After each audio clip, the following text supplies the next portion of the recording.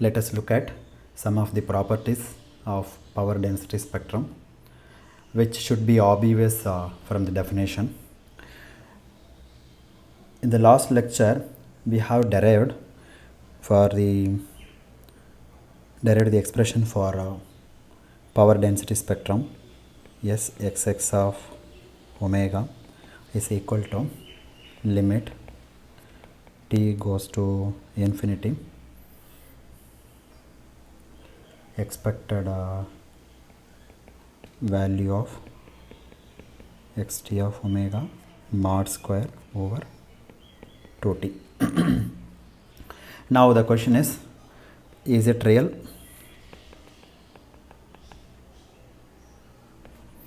Or is it complex? Or can it be complex? Obviously, no, it cannot be complex. Why not? Because Sxx of omega is a magnitude square. If you look at here, magnitude square of xt of omega.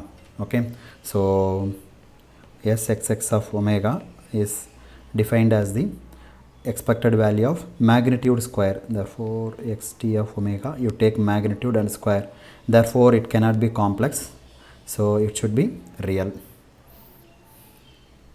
Okay, so since xt of omega magnitude square is real and capital T is a real quantity, right? Real quantity, and therefore the expectation of xt of omega the whole squared is a real quantity. Real quantity divided by a real quantity is again a real quantity, and if you take expectation of the real quantity, the realness will not change. Therefore we can say that Sxx of omega is real. So this is the first property. There is no mathematical proof for this. Intuitively we can say, because Sxx of omega is defined as limit t goes to infinity expected value of xt of omega mod square divided by 2t, and in the numerator this is positive, denominator also positive, it's a mod square, so it is positive. So expectation of positive or expectation of real quantity is again real, because probability density function is a real function. Okay. Therefore you will end up with a real quantity.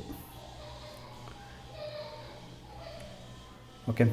Now what else can you say about power spectral density? The second property is Sxx of omega is always positive. Why is it always positive?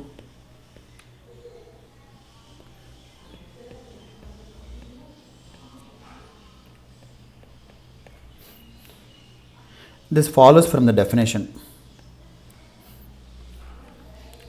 of Sxx of omega. Okay, so repeatedly I am writing the definition so that you can remember this. Limit t goes to infinity expected value of xt of omega mod square over 2t. Then this is always non-negative. The reason is, see, xt of omega, if you take mod square, this is non-negative, right? A non-negative quantity. Then if you take a expected value of magnitude function is always non-negative. Therefore expected value of non-negative function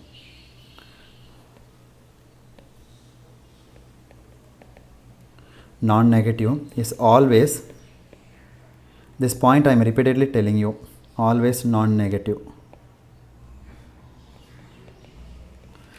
We know that expected value of a random variable x is integral of small x times fx of x into dx. Now if this x is non-negative, and anyway this density function also always non-negative, Therefore this guy is going to be non-negative. Okay, so since mod of xt of omega square is non-negative, the expected value of xt of omega mod square is always non-negative. And anyway, the t is a positive number, it's a time duration, so duration cannot be negative, therefore this denominator also non-negative, so whole thing is going to be non-negative. So therefore your power spectral density function Sx of omega is always non-negative,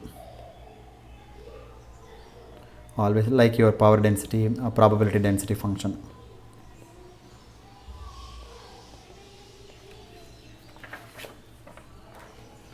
The next property is that power spectral density is an even function of omega.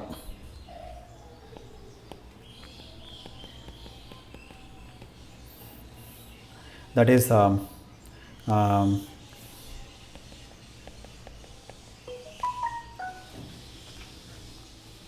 because Sxx of omega is equal to magnitude square of xt of omega, right? Sxx of omega is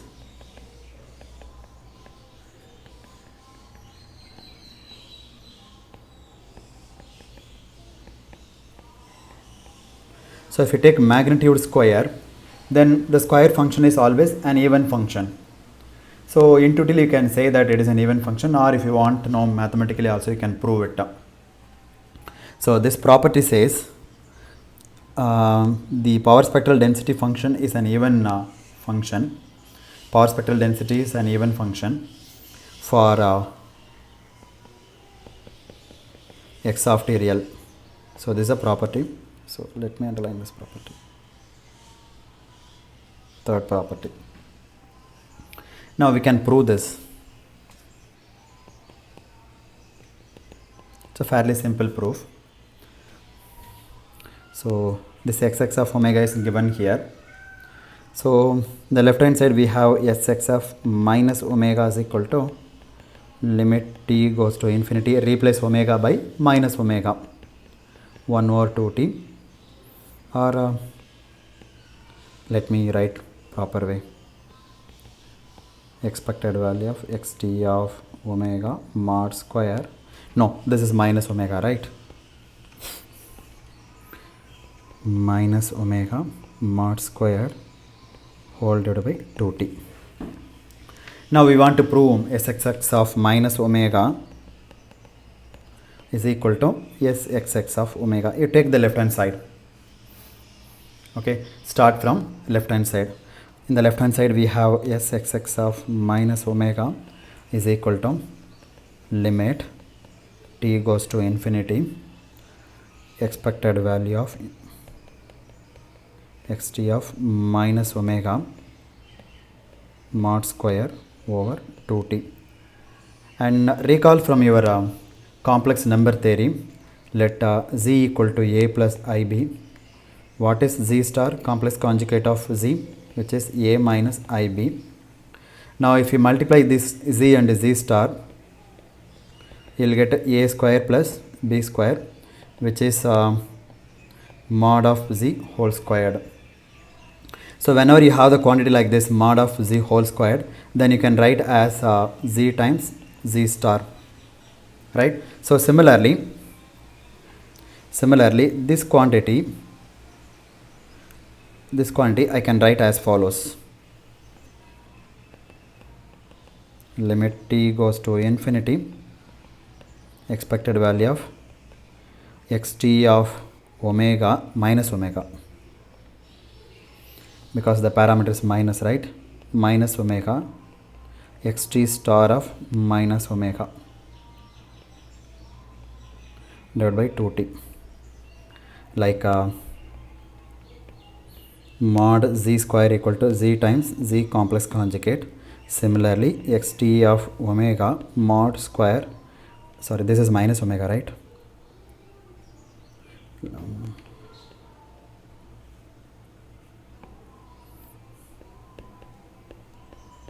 Equal to xt of omega times x minus omega, xt star of minus omega. So this is nothing but like a z, and this is nothing but z star, and this is mod of z square. Like this you can compare.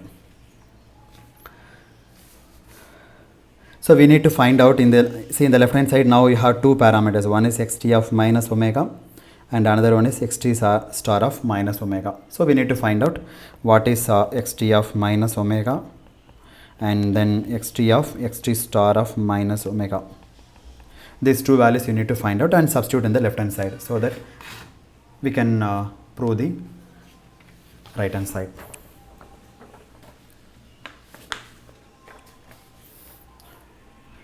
Let x suffix t, that means truncated waveform, be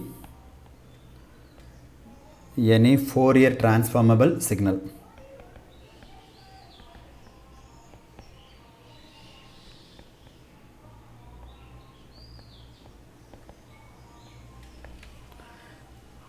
Then let capital Xt of omega be its Fourier transform.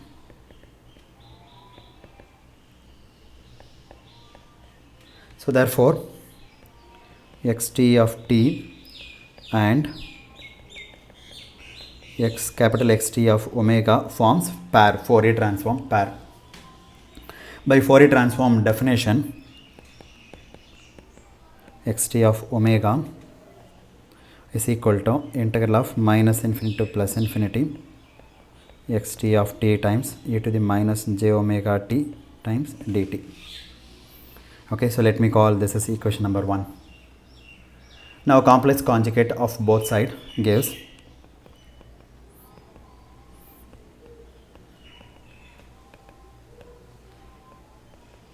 xt of t times e to the minus j omega t dt. Take complex conjugate on both sides, complex conjugation on both sides. So this is integral of xt star of t e to the minus j omega t whole conjugate dt.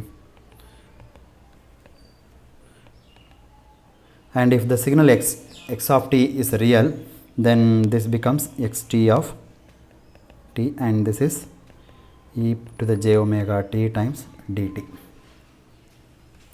So this is for real xt of t. That means we are talking about real time random processes. Sorry, real random processes. So this is conjugate of xt of omega. Let me call this as equation number 2. Now in the left hand side, what do we want? We want these two things, xt of minus omega and xt star of minus omega. First let us find out xt of minus omega. From equation 1 we can find out xt of minus omega. So substitute minus omega for omega. Therefore xt of minus omega is equal to, this is from equation 1, integral of f xt of t e to the minus j omega minus omega times t times dt. This is integral of xt of t e to the j omega t times dt. What is this? Compare this one with equation 2. If you look at equation 2, xt of t e to the power of e to the j omega t, both are equal. Therefore this is equal to xt conjugate of omega. So the result is xt of minus omega equal to xt conjugate of omega. Let me call this result as 3. Okay, so thus we got xt of minus omega equal to xt conjugate of omega. Now what is the other parameter that we want in the list? This one we want to find out, xt conjugate of minus omega. So xt conjugate of minus omega, take equation number 2, conjugate on both sides of equation number 2. So integral of minus infinity to plus infinity xt of t times e to the j omega t dt, this is equation 2, and conjugate, this is integral minus infinity to plus infinity xt conjugate of t e to the j omega t conjugate t. Now since it is a real signal, it is x of t, and this is e to the minus j omega t and dt. The left hand side you have xt conjugate of minus omega. So what is this again?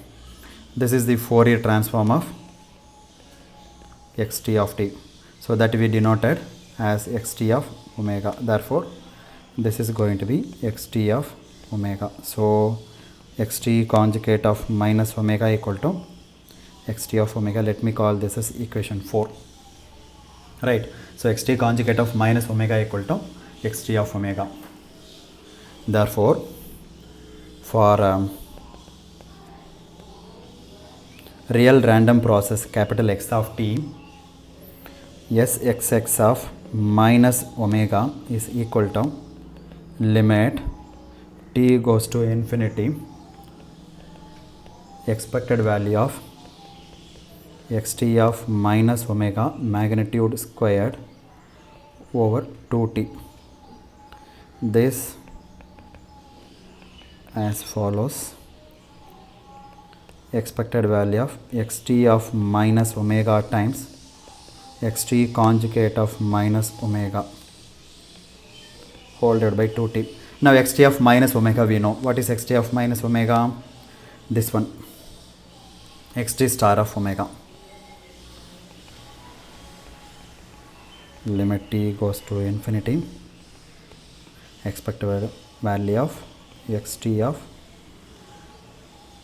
omega, xt conjugate of omega. And what is the value of this one? This one, xt conjugate of minus omega. Xt conjugate of minus omega equal to xt of omega itself. So xt of omega itself over 2t. Now again this is like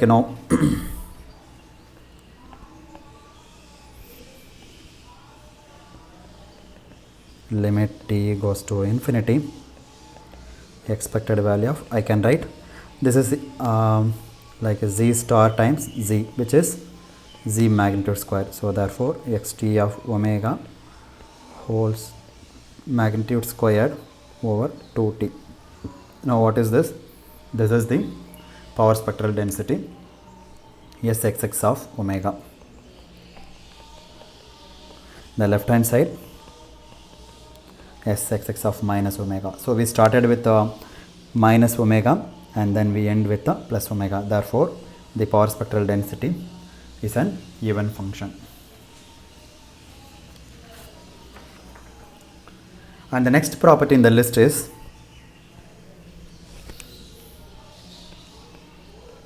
one over 2 pi integral of sxx of omega times d omega is equal to time average. The symbol A is reserved for time average.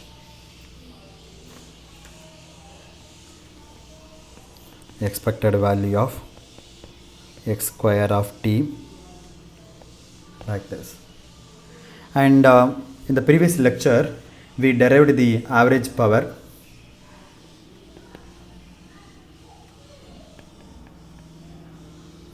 Average power is equal to pxx, okay, and this is limit t goes to infinity 1 over 2t integral of expected value of x square of t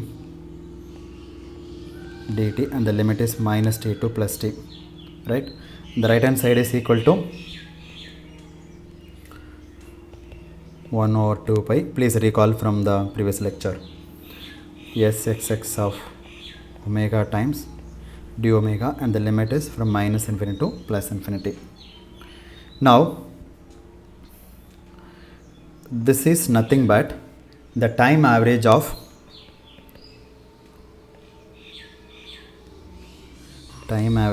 expected value of x square of t. Why? Because what we are doing is we are integrating e of x square of t between minus t and plus t, right?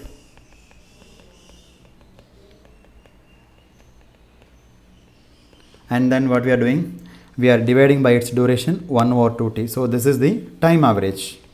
So you integrate over the period and divide by that period. So that indicates time average.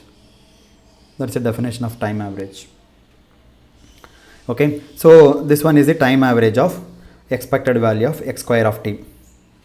But e of x square of t is the mean square value of the random process x of t, that is power of the random process. E of x squared of t is the power of the random process, how much power it has. Now allow capital T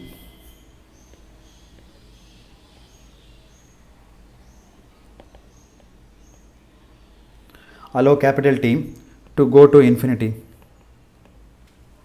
So you can find the time average of expected value of e of x square of t from minus infinity to plus infinity. Therefore limit t goes to infinity, 1 over 2t integral of e of x squared of t times dt. The limit is minus t to plus t. So this indicates what? Time average over the interval from minus infinity to plus infinity. And as we know that the time average is denoted by like this. Okay, and you put the function which you are for which you are taking the time average. Therefore this is nothing but a times expected value of time average. The symbol a is reserved for time average x square of t. So on the left hand side we have a times time average of expected value of x square of t. So a is reserved for time average.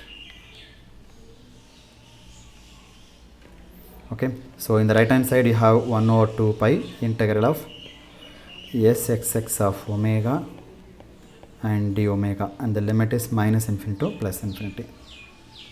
Okay, so that's it, that's the end of the proof. The next property in the list is x and put a dot here. This dot indicates derivative of the random process of omega is equal to omega square times sxx of omega, and this one is derivative of x of t. So this property says that power density spectrum of the derivative of the random process x of t is omega square times the power spectrum of x of t. So if you look at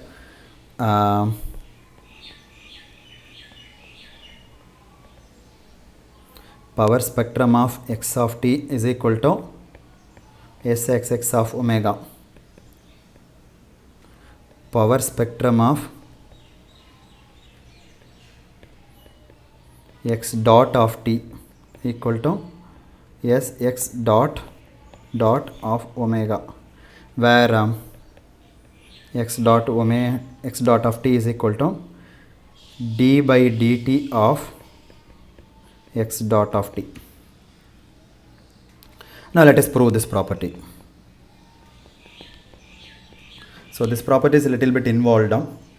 So we know that the random process x of t is a collection of waveforms.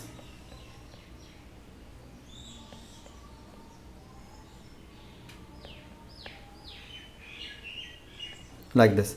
So x1 of t, x2 of t, xt of t, and the collection goes up to infinity.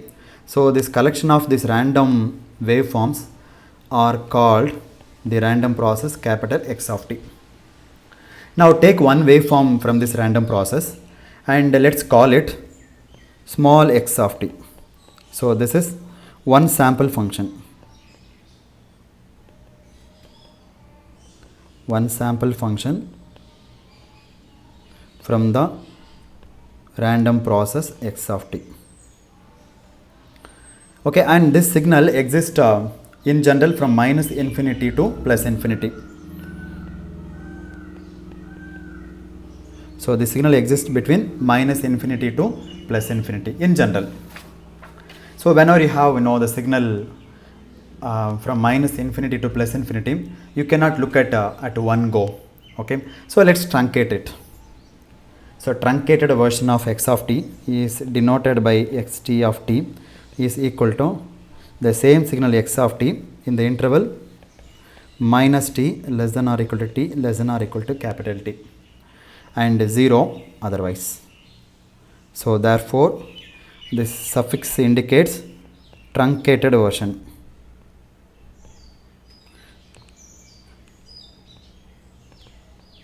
Truncated, that's it, not version, truncated. Now we need to find the derivative of the signal because we want to prove the property, the power spectral density between the random process x of t and its derivative x dot of t, that is d by dt of x of t. So now define x dot t is equal to derivative of x of t over dt in the interval minus t less than or equal to t less than or equal to capital T and 0 otherwise. So this is a derivative. And recall from your signals and system, 1 minute, from your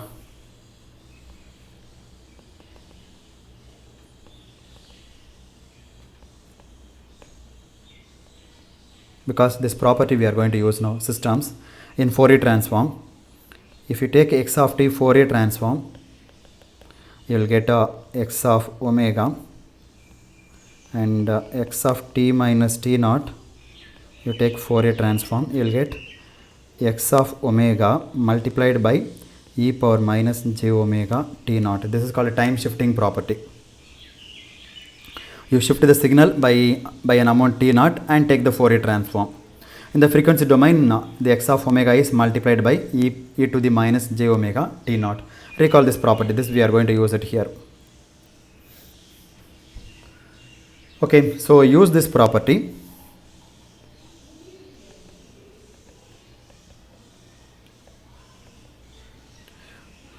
To Fourier transform x, that is the derivative of xt of t, to obtain its transform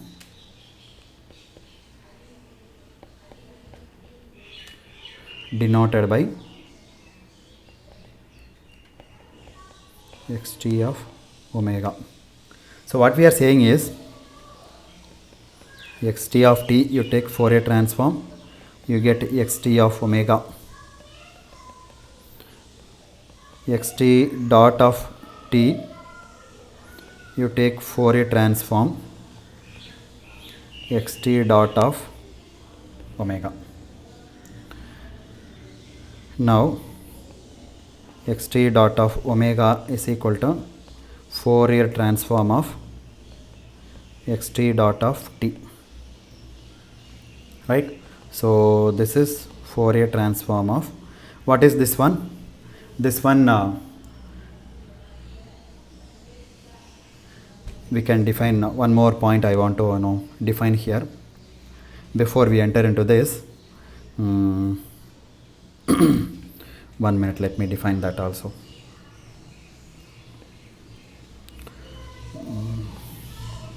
One more point I forgot to mention here, like we know the derivative rule, like suppose if we have dy by dx, which is x of t plus epsilon minus x of t divided by epsilon, and limit epsilon goes to 0. I'm sorry, let me write down properly. The space is not sufficient here. Yeah. Now x dot of t, which is dxt of t by dt, right? So the derivative form I can write as limit epsilon go to 0, x of t plus epsilon. One more minute, let me define this properly here only, because that is not correct to here. One more point I want to mention here. X dot of t is equal to limit epsilon goes to 0, xt of t plus epsilon minus x of t over epsilon, and the limit is minus t less than or equal to less than t and t plus epsilon less than plus t, and this is equal to 0 otherwise. So you can see now in one window, you can see. Now you take the Fourier transform of this guy. Fourier transform of, so the Fourier transform of this guy is denoted by xt dot of omega is equal to Fourier transform of xt dot of t. Now Fourier transform of limit epsilon goes to 0, xt of t plus epsilon minus x of t over epsilon. Now you take this epsilon outside because it is a constant from the Fourier transform. Epsilon goes to 0, 1 over epsilon Fourier transform of x of t plus epsilon minus x of t. Now you apply the time shifting property. Limit epsilon goes to 0, 1 over epsilon. This is a Fourier transform of xt of omega times e to the j omega epsilon minus x of j omega. This is xt. This also xt, and yeah. Now in the limit this is constant and this also constant because there is no epsilon in that. So pull out from that xt of omega, limit epsilon goes to 0, 1 over epsilon times this is e to the j omega epsilon minus 1. Now to bring it to some standard form, we do some kind of modification, some algebraic simplifications. We will do it. You multiply by 2j, sorry, divide by 2j and multiply by 2j, and then one more thing, multiply e to the minus j omega epsilon by 2 and divide by e to the minus j omega epsilon by 2. Now let me rearrange the terms. Xt of omega, limit epsilon goes to 0,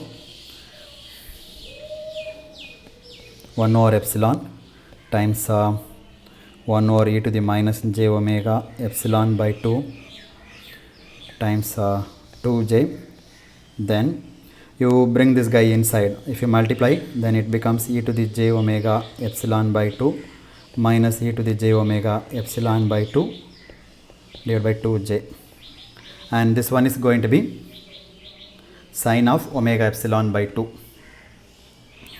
So xt of omega, limit epsilon goes to 0. If you bring to this numerator, then it becomes 2j times e to the plus j omega epsilon by 2 sine of omega epsilon by 2. Now do little more modification. Okay, so xt of omega, limit epsilon goes to 0, then e to the j omega epsilon by 2, you put a j here, divided by this 2 you bring it to the numerator denominator, so that is epsilon by 2 sine omega epsilon by 2. So this thing I am writing here, epsilon by 2. You multiply omega in the numerator and the denominator. So xt of omega, limit epsilon goes to 0, j omega, this omega bring it here, j omega times e to the j omega epsilon by 2, this omega bring it here, sine omega epsilon by 2 divided by omega epsilon by 2.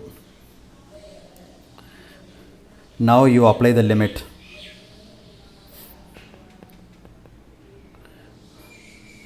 Xt of omega times j omega, when epsilon goes to 0, then e to the 0 plus sine theta by theta, when theta tends to 0, then it becomes 1. So recall this property, limit theta goes to 0, sine theta by theta is equal to 1. Okay, therefore this is j omega times xt of omega. So on the left hand side, what do we have? If you look at derivative, so see in the left hand side, this is what we started with. So this is xt of omega dot. So therefore this is the expression for derivative of the random process, or derivative of the sample function, j omega times xt of omega. Straight away I can use this property from your Fourier transform, but still we are now working in random domain, so I just thought of doing this.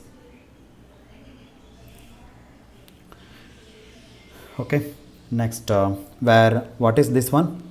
This one is the Fourier transform of xt of t, and this one is the Fourier transform of dxt of d by dt of xt of t. Okay, next we need to show that sxx dot of omega is equal to limit t goes to infinity, expected value of xt dot of omega, take mod squared, whole divided by 2t. Now what is this xt dot of omega? This one, xt dot of omega, and this one is j omega times xt of omega, right? Substitute here. Therefore limit t goes to infinity, expected value of j omega xt of omega, take mod square, whole divided by 2t. Now this j omega becomes omega squared. If you take magnitude, j omega whole squared equal to minus omega square, j omega magnitude squared equal to omega squared. Please recall this difference. So therefore limit t goes to infinity, then expected value of omega square times xt of omega magnitude squared over 2t, and this omega is independent of the limit. I can pull out of the limit. So omega square limit t goes to infinity, expected value of xt of omega magnitude squared whole divided by 2t. And what is this? This is the power spectral density of xt of power spectral density of xt of t.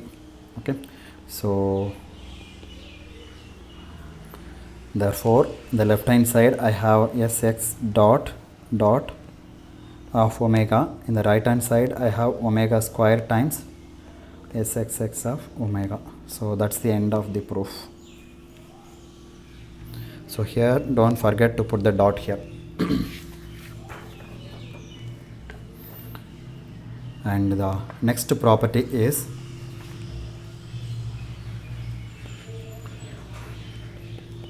1/2 pi integral of power spectral density sxx of omega e to the j omega tau d tau is equal to time average of the autocorrelation function or xx of t comma t plus tau, and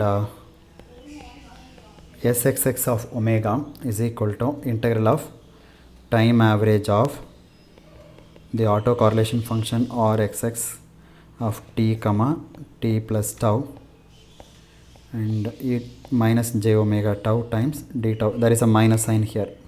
Okay, and let me write down neatly.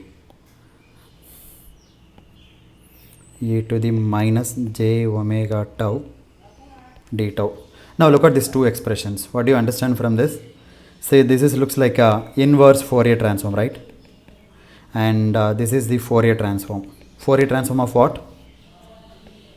Fourier transform of autocorrelation function. And what about this IFT, inverse Fourier transform of sxx of omega? Let me choose different color. This is inverse Fourier transform of sxx of omega. Therefore, the power spectral density and the autocorrelation function forms a pair, Fourier transform pair. Okay, it states that the power density spectrum and the time average of autocorrelation function form a Fourier transform pair.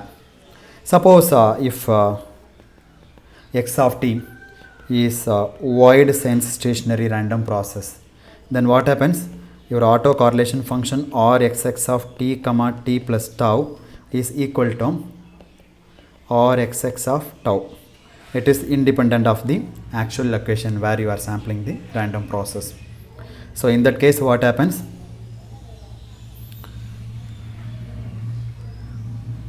Your 1 minute, I did a mistake. Time average of your autocorrelation function. I'm sorry. So this point is very important. This point is very important. Okay. So time average, time autocorrelation function is equal to ensemble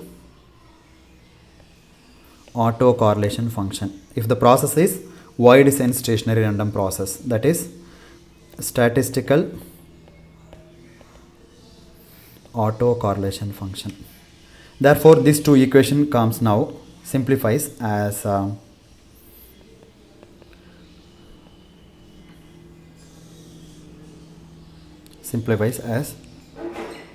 1/2 pi integral of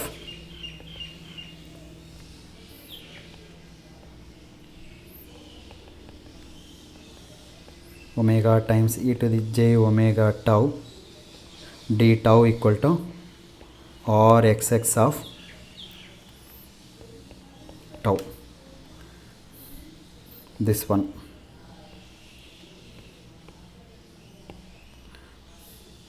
Now this, I'm sorry, this one comes as Sxx of omega is equal to or xx of tau e to the minus j omega tau d tau. So this is a very very important property. We prove this property a little later. Okay. So therefore, for wide sense stationary random process, Sxx of omega power spectral density function and autocorrelation function forms a pair, Fourier transform pair. Okay. So that's all about the properties of power spectral density. Summary: Sxx of omega power spectral density is real, positive, that is non-negative, and even function. Please remember these properties. Okay. So that's it for today. That's it for this lecture. Thank you very much.